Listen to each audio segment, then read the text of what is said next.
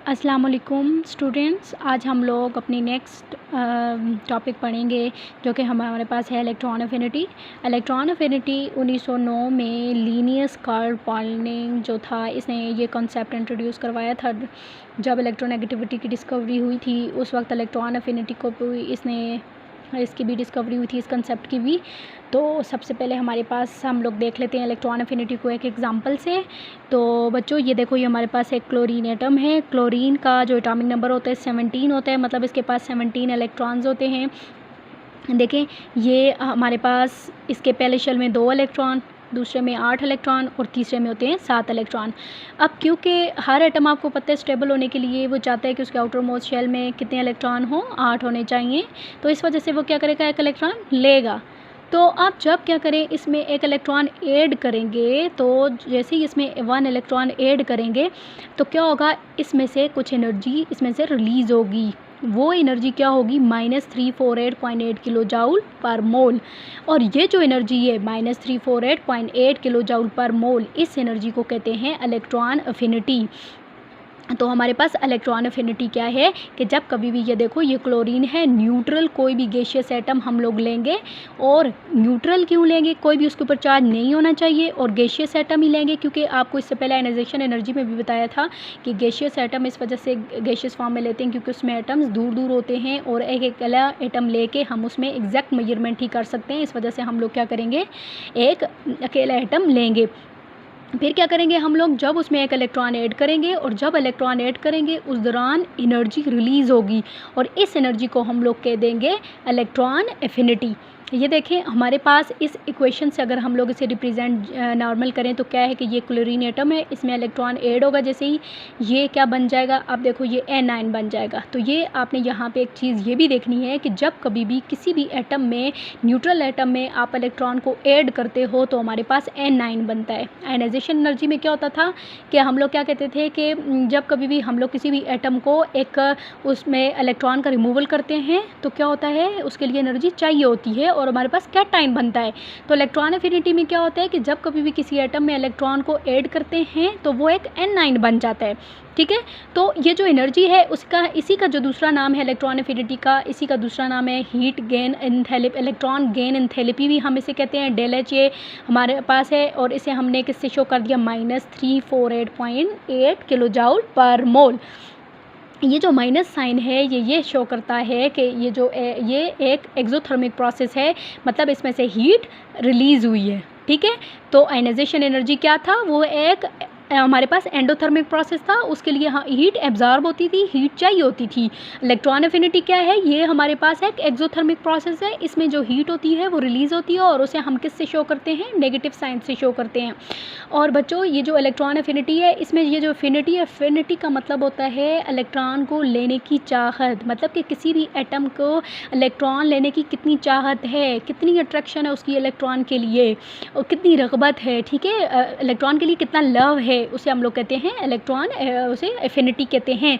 अब जिस एटम की जितनी एफिनिटी होगी उसमें से उतनी ही एनर्जी रिलीज़ होगी, जितना वो इलेक्ट्रॉन के लिए उसकी चाहत होगी उसमें से एनर्जी भी उतनी ही ज़्यादा रिलीज़ होगी। जितनी कम एफिनिटी होगी उसमें से उतनी ही एनर्जी भी कम रिलीज़ होगी। तो ये डेफिनेशन है इसकी कि the minimum amount of energy release when an electron is added to gaseous atom of an element in its outer most shell to form an ion is called electron affinity. तो इसकी definition भी यही हमें बता रही है कि जब कभी भी किसी न्यूट्रल और गैसियस एटम में के आउटर मोस्ट शेल में आप एक इलेक्ट्रॉन ऐड करोगे और उस वक्त जो एनर्जी रिलीज़ होगी उसे हम लोग क्या कहते हैं, इलेक्ट्रॉन एफिनिटी। फिर इसके बाद आ जाता है कि इसे हम लोग रिप्रेजेंट किससे करते हैं, तो बच्चे इसे रिप्रेजेंट करते हैं हम लोग ई से इलेक्ट्रॉन, ए से एफिनिटी। इसकी यूनिट क्या होती है, इसकी यूनिट होती है किलो जूल पर मोल, या फिर इसकी दूसरी यूनिट होती है इलेक्ट्रॉन वोल्ट पर एटम। जब किसी भी एक एटम के लिए उस वक्त जो एनर्जी रिलीज़ होती है आप लोग उसे मेजर कर देते हो इलेक्ट्रॉन वोल्ट पर एटम, और जब मोल ऑफ एटम्स आपके पास हैं और उस वक्त जो एनर्जी रिलीज़ होती है उसे आप लोग कौन सी यूनिट इस्तेमाल करते हो, किलो जूल पर मोल। अब जैसे आपने टाइप्स ऑफ आयनाइजेशन एनर्जी पढ़ी थी, इसी तरह से टाइप्स ऑफ इलेक्ट्रॉन एफिनिटी भी हैं हमारे पास। ये होती है हमारे पास first electron affinity and second electron affinity, third electron affinity भी होती है, लेकिन हम यहाँ पे सिर्फ और सिर्फ दो इलेक्ट्रॉन अफिनिटीज़ को डिस्कस करेंगे। एक है फर्स्ट इलेक्ट्रॉन अफिनिटी और दूसरी है second electron affinity. First electron affinity और सेकंड इलेक्ट्रॉन अफिनिटी में क्या फ़र्क है, इसको एक एग्जांपल से देखते हैं। देखो बच्चों, ये हमारे पास है ऑक्सीजन। ऑक्सीजन का इसके आपको पता है इसका एटॉमिक नंबर होता है 8। पहले शेल में 2 इलेक्ट्रॉन, दूसरे शेल में 6 इलेक्ट्रॉन। इसे अपना ऑक्टेट कंप्लीट करने के लिए कितने चाहिए? 2 इलेक्ट्रॉन चाहिए। इसका मतलब है कि इसका इलेक्ट्रॉन के लिए अफिनिटी है, ये इलेक्ट्रॉन चाहता है, ये चाहता है कि इसके पास इलेक्ट्रॉन आए। तो क्या करेंगे, इसमें जैसे ही हम लोग फर्स्ट इलेक्ट्रॉन ऐड करेंगे और उस वक्त ये जो -141 किलो जूल पर मोल एनर्जी रिलीज़ होगी, इस एनर्जी को हम लोग बोलेंगे फर्स्ट इलेक्ट्रॉन एफिनिटी। ये देखें, ये ऑक्सीजन था, ऑक्सीजन ने एक इलेक्ट्रॉन लिया और O-1 बन गया, ये एक N9 बन गया। अब इसके आउटर मोस्ट शेल में कितने इलेक्ट्रॉन हो गए? 2 और 7। पहले कितने थे? 2 और 6। और अब ये जो इस वक्त जो एनर्जी रिलीज़ हुई, ये -141 किलो जूल पर मोल, इसे हम लोग कहते हैं फर्स्ट इलेक्ट्रॉन एफिनिटी। अब सेकेंड इलेक्ट्रॉन एफिनिटी क्या है? देखें, ये जो O-1, ये जो एक N9 बना, इसमें एक और इलेक्ट्रॉन ऐड करेंगे। तो सेकेंड इलेक्ट्रॉन जब ऐड करेंगे और उस वक्त जो एनर्जी रिलीज़ होगी, उसे हम लोग क्या कह देंगे? Second electron affinity. ये देख लें इसके लिए कि ये देखें मेरे पास ये 2 7 ये इलेक्ट्रॉनिक कन्फिग्रेशन थी O- की। अब हमने क्या किया कि इसमें एक और इलेक्ट्रॉन ऐड करना है, लेकिन यहाँ पे एक चीज़ जो नोट करने वाली बात है वो ये है कि इस प्रोसेस में देखें, ये जो इसमें एक इलेक्ट्रॉन हमने ऐड करना है, उसके ऊपर भी माइनस साइन है, और जो ऑलरेडी हमारे पास N9 है, इसके ऊपर भी माइनस साइन है। तो स्टूडेंट्स क्या होता है कि ये जो माइनस माइनस है, ये एक दूसरे को रिपेल करेंगे। तो यहाँ पे जो है, ये जो एटम है वो इलेक्ट्रॉन क्यों लेना चाहेगा? उसके पास ऑलरेडी ये इलेक्ट्रॉन है, तो यहाँ पे एफिनिटी कम है। तो हम क्या करेंगे, यहाँ पे इसे फोर्स करेंगे इलेक्ट्रॉन लेने के लिए, मतलब इसको क्या करेंगे? एनर्जी देंगे। तो क्या करेंगे? एनर्जी देंगे, जिसकी वजह से ये क्या हो जाएगा? ये एक डिस्टेबलाइज बनेगा। इसमें क्या होगी कि स्पेस बन जाएगी, जिसकी वजह से ये क्या करेगा? ये इलेक्ट्रॉन लेगा। एनर्जी तो रिलीज़ होगी, एनर्जी रिलीज़ होगी, लेकिन जो एनर्जी इसको देंगे उसके मुकाबले में कम एनर्जी रिलीज़ होगी, जिसकी वजह से इसके ऊपर पॉजिटिव साइन आएगा। और इसे इसके लिए आप देख लो कि जो सेकंड इलेक्ट्रॉन एफिनिटी है ऑक्सीजन के लिए, वो है +44 किलो जूल पर मोल। ये +84 किलो जूल पर मोल, जब प्लस साइन आ जाए तो इसका मतलब ये है कि इसकी जो electron affinity, second electron affinity की जो वैल्यू होती है वो हमेशा से क्या होती है? कम होती है।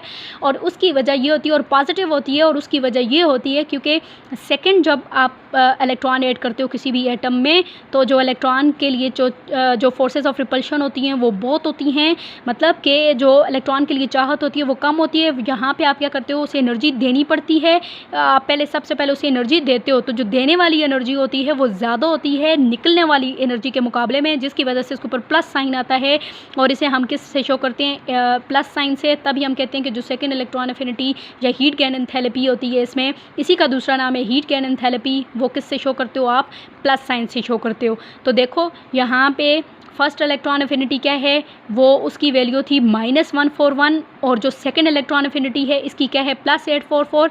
इसकी प्लस क्यों है? क्योंकि यहाँ पे हमने एनर्जी दी है, एनर्जी दी है, क्योंकि वो उसकी इलेक्ट्रॉन के लिए अफिनिटी या फिर चाहत नहीं थी। हमने सबसे पहले इसे देंगे, इसे डिस्टेबलाइज करेंगे, जिससे स्पेस बनेगी।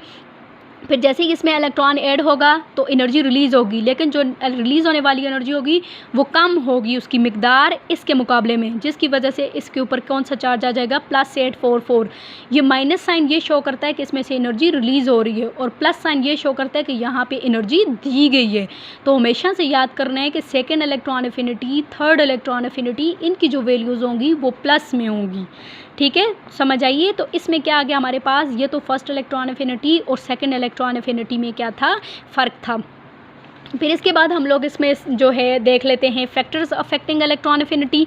तो देखें, जिस तरह से आपने आयनाइजेशन एनर्जी में जो 4 फैक्टर्स पढ़े थे, इसी तरह से आयनाइजेशन एनर्जी में पढ़े थे, इसी तरह से इलेक्ट्रॉन एफिनिटी में भी हैं। पहला है हमारे पास न्यूक्लियर चार्ज, दूसरा है एटॉमिक रेडियस, तीसरा है शील्डिंग इफेक्ट, और फोर्थ है इलेक्ट्रॉनिक कन्फिग्रेशन। अब न्यूक्लियर चार्ज क्या है? हमने क्या कहा था कि नंबर ऑफ़ प्रोटॉन्स को ही हम लोग कह देते हैं न्यूक्लियर चार्ज। तो इस एटम को, इसके लिए आप एक एग्जांपल से मैं आपको समझाती हूँ। देखें बच्चे, इसमें हमारे पास हैं 3 प्रोटॉन, 3 है इसका न्यूक्लियर चार्ज, और इसका है 4।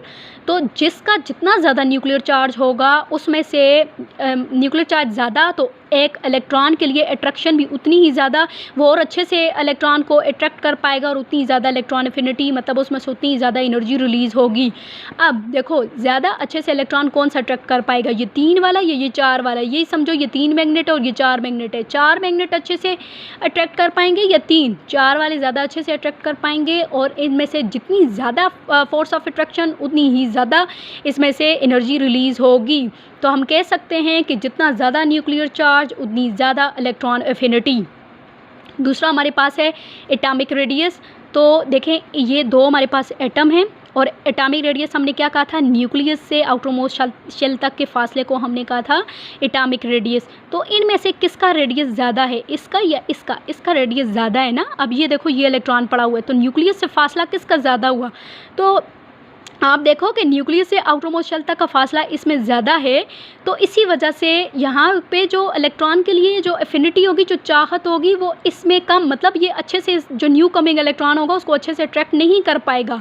जितना ज़्यादा किसी भी एटम का जो एटॉमिक रेडियस है वो ज़्यादा होगा, उतना ही वो उसको क्या करेगा, अच्छे से अट्रैक्ट नहीं कर पाएगा।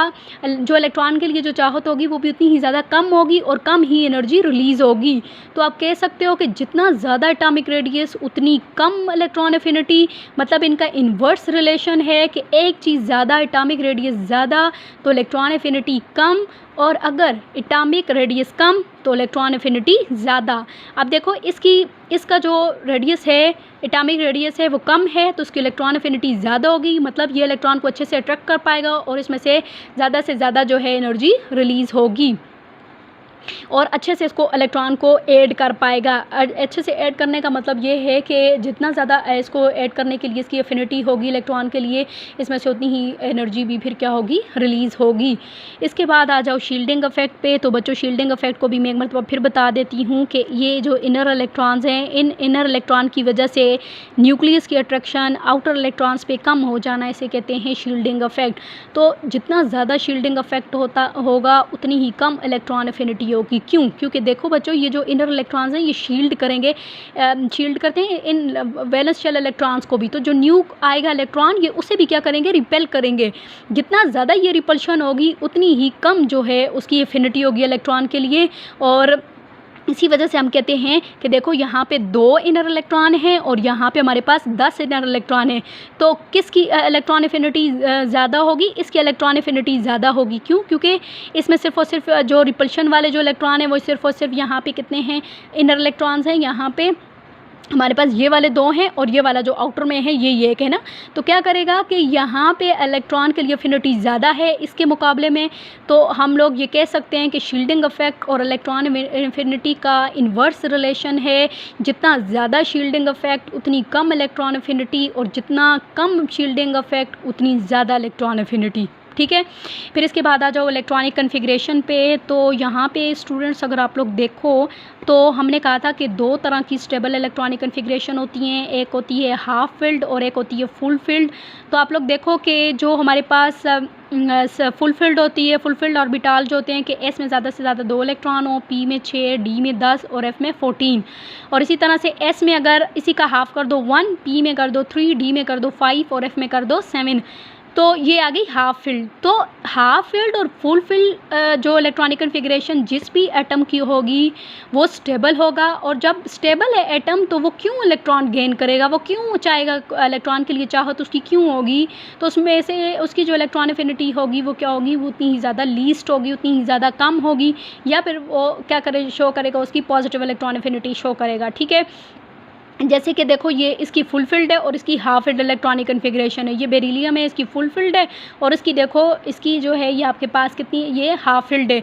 इसी वजह से जो है इनकी जो इलेक्ट्रॉनिक कन्फिग्रेशन जो हमारे पास इलेक्ट्रॉन एफिनिटीज़ भी हैं ये क्या हैं, कम हैं। फिर इसी तरह से हम लोगों ने इनके देख लिए फैक्टर्स। अब बच्चों हम लोग ट्रेंड्स करेंगे कि लॉन्ग पीरियड और down a group electron affinity भी क्या फ़र्क पड़ता है। तो बच्चों आपने एक चीज़ याद रखनी है कि जैसे ही हम लोग फ्रॉम लेफ़्ट टू राइट चाहते हैं तो इलेक्ट्रॉन एफिनिटी इंक्रीज़ करती है, और उसकी वजह ये होती है क्योंकि न्यूक्लियर चार्ज बढ़ जाता है। जब कभी भी हम लेफ़्ट से राइट जाते हैं तो न्यूक्लियर चार्ज इंक्रीज़ मतलब नंबर ऑफ़ प्रोटॉन बढ़ जाते हैं। एटॉमिक साइज़ तो क्योंकि श्रिंक कर जाता है और जो हम ये कह सकते हैं कि जो न्यू इलेक्ट्रॉन आता है उसके लिए अट्रैक्शन बढ़ जाती है। उसके लिए फ़ोर्सेस ऑफ़ अट्रैक्शन बढ़ जाती हैं। एटम और अच्छे से उस इलेक्ट्रॉन को अट्रैक्ट कर पाता है, जिस वजह से उसकी इलेक्ट्रॉन अफिनिटी भी क्या हो जाती है, बढ़ जाती है। तो याद रखना है कि जितनी ज़्यादा कशिश इलेक्ट्रॉन के लिए है उसके लिए उतनी ही उसमें से जो एनर्जी उसमें से रिलीज़ होगी, मतलब उतनी ही उसकी इलेक्ट्रॉन एफिनिटी। जब डाउन अ ग्रुप हम देखते हैं तो आपको पता है कि down a group top to bottom जाते हैं तो साइजेस बढ़ जाते हैं, शील्डिंग इफेक्ट बढ़ जाता है। शील्डिंग इफेक्ट पड़ता है, नर इलेक्ट्रॉन बढ़ते हैं, वो और ज़्यादा रिपेल करते हैं, मतलब फोर्स ऑफ रिपल्शन बढ़ जाती है। फोर्स ऑफ रिपल्शन बढ़ती है तो क्या होता है कि न्यू कमिंग इलेक्ट्रॉन को इतने अच्छे से अट्रैक्ट एटम नहीं कर पाता, जिस वजह से उसकी इलेक्ट्रॉन एफिनिटी भी क्या हो जाती है, कम हो जाती है। तो क्या है कि down a group electron affinity decrease करती है और from left to right electron affinity period में इंक्रीज़ करती है और डाउन अ ग्रुप डिक्रीज़ करती है। लेकिन यहाँ पे कुछ एक्सेप्शनल केसेस हैं। अगर आप पीरियड में आप लोग देखो तो देखो ये हमारे पास है लिथियम, बेरिलियम, बोरान। तो ये इनकी ज़रा सा इलेक्ट्रॉनिक कन्फिग्रेशन देख लें तो आप देखोगे कि जो लिथियम है इसकी आ रही है -59 और बेरिलियम की है +241। तो आपने यहाँ पे एक चीज़ याद रखनी है। देखिए अभी हमने पढ़ा कि लेफ़्ट से राइट की तरफ जब हम जाते हैं, यहाँ से यहाँ हम लोग जाते हैं तो इलेक्ट्रॉन एफिनिटी को इंक्रीज़ करना चाहिए था, मतलब ज़्यादा नेगेटिव वैल्यू आनी चाहिए थी। लेकिन आप देखो इसकी ज़्यादा आ रही है, इसकी पॉजिटिव आ रही है। उसकी वजह क्या है? उसकी वजह ये है बच्चों कि इसकी आप देखो ये फुल फिल्ड है, ये कम्प्लीटली फिल्ड है। इसका जो 2s है वो उसमें 2 इलेक्ट्रॉन हैं, ये स्टेबल है। ये क्यों चाहेगा कि वो एक और इलेक्ट्रॉन की चाहत इसकी क्यों होगी? वो तो स्टेबल है, वो तो इलेक्ट्रॉन नहीं लेना चाहेगा। यहाँ पे हमने इसे फोर्स करना पड़ेगा, इसे देनी पड़ेगी एनर्जी, तो ये तब लेगा। तब इसकी किस में होती है? प्लस में होती है। इसकी कम है और इसकी जो माइनस है, मतलब यहाँ पे से एनर्जी रिलीज़ होती है, ज़्यादा है। उसकी वजह ये है कि ये हाफ फिल्ड है, ठीक है। तो इलेक्ट्रॉनिक कन्फिग्रेशन पे भी डिपेंड करता है कि आया किसी भी एटम की इलेक्ट्रॉनिक कन्फिग्रेशन क्या है। अगर उसकी हाफ फिल्ड होगी तो उसके लिए इलेक्ट्रॉन एफिनिटी भी ज़्यादा होगी, और वो मतलब कि वो इलेक्ट्रॉन एफिनिटी ज़्यादा नहीं बल्कि हाफ फिल्ड है या फिर फुल फिल्ड अगर किसी भी एटम की होगी तो वो क्या होगा, वो स्टेबल होगा और वो इलेक्ट्रॉन को नहीं लेना चाहेगा। लेकिन यहाँ पे तो हमने कंपेयर किया ना, तो इस कंपेरिजन में कह रही हूँ कि ये इसकी क्योंकि ये फुल फिल्ड है, इसके जो एस ऑर्बिटल है वो कम्प्लीटली फुल्ड है, तो वो स्टेबल है, वो इलेक्ट्रॉन को नहीं लेना चाहेगा, जिसकी वजह से इसकी जो वैल्यू वो प्लस में है। इसी तरह नाइट्रोजन की देखो ये 0 में है, क्योंकि ये भी हाफ फिल्ड है, और इसी तरह से और ये भी नी इलेक्ट्रॉन को लेना चाहेगा। इसी तरह से जो एर्थ, ये जो नियॉन है इसको देखो, इसकी भी प्लस में है। तो आपने एक चीज़ याद रखनी है जो कि ये हमारे पास है कि जो सेकंड ग्रुप है, जो फिफ्थ ग्रुप और जो 8 ग्रुप है, इनकी जो इलेक्ट्रॉन एफिनिटी है की जो वैल्यू वो पॉजिटिव आती है। जो हीट गेन एंथैल्पी, इनकी इलेक्ट्रॉन गेन एंथैल्पी है वो किस में आ रही है? प्लस में आ रही है। और उसका रीज़न भी यही है क्योंकि ये क्या है? Full field. ये देखो ये हमारे पास है, ये फुल फिल्ड है। अगर आप लोग इस नाइट्रोजन को देख लो आप अपने पास, तो इसकी क्या आ रही है? हाफ फिल्ड आ रही है, और इसको देखो ये भी फुल फिल्ड है। ये स्टेबल इनकी कन्फिग्रेशन है, तो ये नहीं चाहेंगे कि ये इलेक्ट्रॉन गेन करें, मतलब इलेक्ट्रॉन के लिए चाहत इनकी कम है। और यहाँ पे और किसी भी इलेक्ट्रॉन जब वो स्टेबल होता है तो फिर उसे डिस्टेबलाइज़ करने के लिए हमें खुद से एनर्जी देनी पड़ती है। जब देंगे, उसे डिस्टेबलाइज़ करेंगे तो तब वो इलेक्ट्रॉन उसमें ऐड कर पाएंगे, ठीक है। तो इसी वजह से इनकी जो इलेक्ट्रॉन एफिनिटीज़ होती हैं वो क्या होती हैं? पॉजिटिव होती हैं। ये देख लो आप लोग, इसकी पॉजिटिव है और इसकी क्या है? नेगेटिव है। इसी तरह से जब कभी भी आप डाउन द ग्रुप जाते हो, इसमें भी कुछ एक्सेप्शनल केसेस हैं, जैसे कि 7th ग्रुप में देखो फ्लोरीन और क्लोरीन है। इसमें से फ्लोरीन की ज़्यादा होनी चाहिए थी क्योंकि हमने कहा कि down the group electron affinity decrease करेगी, लेकिन यहाँ पे डाउन द ग्रुप मतलब जो क्लोरीन है इसकी ज़्यादा है और फ्लोरीन की कम है। इसका क्या रीज़न है? तो इसका रीज़न आप लोग देख लो, क्योंकि फ्लोरीन का स्मॉल साइज़ होता है, जो चार्ज डेंसिटी होती है वो ज़्यादा होती है, तो जिस वजह से क्या होता है कि इतनी ज़्यादा स्पेस नहीं होती है इलेक्ट्रॉन में। इलेक्ट्रॉन रिपेल करते हैं, एक दूसरे को भी रिपेल करते हैं, तो जो न्यू इनकमिंग इलेक्ट्रॉन जो होता है ये उसे भी क्या करते हैं? रिपेल करते हैं। फोर्सेस ऑफ रिपल्शन बहुत ज़्यादा होती हैं, फोर्सेस ऑफ अट्रैक्शन कम होती हैं, जिस वजह से इसकी जो इलेक्ट्रॉन एफिनिटी भी होती है वो क्या होती है? क्लोरीन के मुकाबले में कम होती है, और वो कितनी है? 328। ठीक है, ये याद रखने, ये कुछ एक्सेप्शनल केसेस हैं। फिर इसके बाद ऑक्सीजन और सल्फ़र की भी यही बात है, नाइट्रोजन और फास्फोरस को भी देख लें, कार्बन और सिलिकॉन को भी देख लें।